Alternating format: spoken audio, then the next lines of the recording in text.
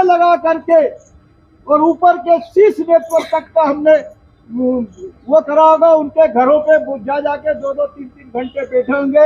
ऐसा कोई नेता नहीं है पैसा बंटवाने के लिए। अभी जैसा श्रीवंशी ने, उसको उसका भी अधिकार है। वो यदि कह देती है लिख करेगी। लड़की का भी अधिकार है। लेकिन ये बहू मांग रही है पैसे।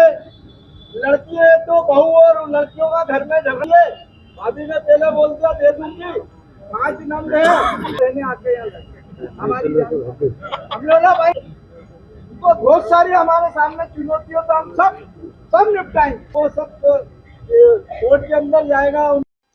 मुझे पूरे इंदौर को और विशेषकर माननीय मुख्यमंत्री जी की जो संवेदनशीलता है एक भारतीय जनता पार्टी के कार्यकर्ता के रूप में, ये उसका असर है कि लंबी समय से पेंडिंग हुकुमचंद मील के मजदूरों को उनका हक मिलने का समय आ गया है। उस कैबिनेट प्रपोजल के आधार पर माननीय न्यायालय ने आदेशित किया है कि 15 दिनों में उनको उनकी बकाया राशि कैबिनेट प्रस्ताव के अनुरूप मिले। इसलिए सबसे पहले तो मैं माननीय मुख्यमंत्री जी का, पूरी कैबिनेट का बहुत हृदय से धन्यवाद, अभिनंदन करता हूं। और साथ ही न्यायालय से जो न्याय उन मजदूरों को मिला है, जिन लोगों की उसमें भूमिका रही है, उन सब का भी अभिनंदन करता हूं।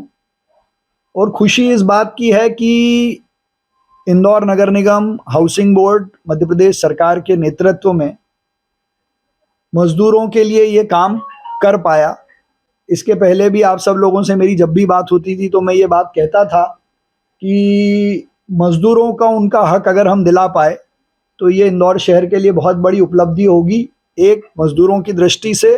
दूसरा, एक जो संकल्प हमने लिया था कि इंदौर मील से मॉल तक जाएगा, बस्ती से बिजनेस पार्क तक जाएगा।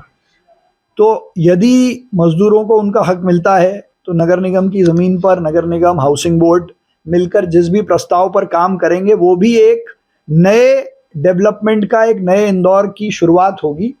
पर बरसों पुराने इस संघर्ष को विराम देने का काम मुख्यमंत्री जी के नेतृत्व में, और न्यायालय ने जिस प्रकार से उस प्रस्ताव को एक्सेप्ट किया है सभी को सुनकर, ये सब अभिनंदन और धन्यवाद के योग्य है। माननीय न्यायालय ने आदेशित भी किया है।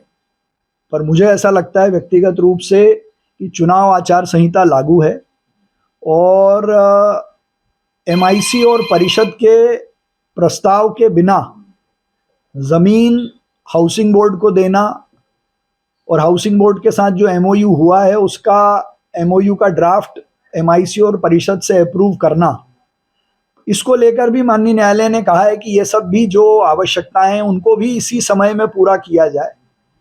हम अपनी ओर से इस काम को करने के लिए तैयार और तत्पर हैं और इसको लेकर मैंने मध्य प्रदेश शासन से आग्रह किया है कि इस चुनाव आचार संहिता के समय चुनाव आयोग से औपचारिक अनुमति लेकर, क्योंकि माननीय न्यायालय का आदेश तो है ही, लेकिन एक अनुमति लेकर यदि हमको इस बात के लिए कहा जाता है तो हम एमआईसी और परिषद करने के लिए भी तैयार हैं, ताकि मजदूरों को उनका हक दिवाली के पहले मिल जाए।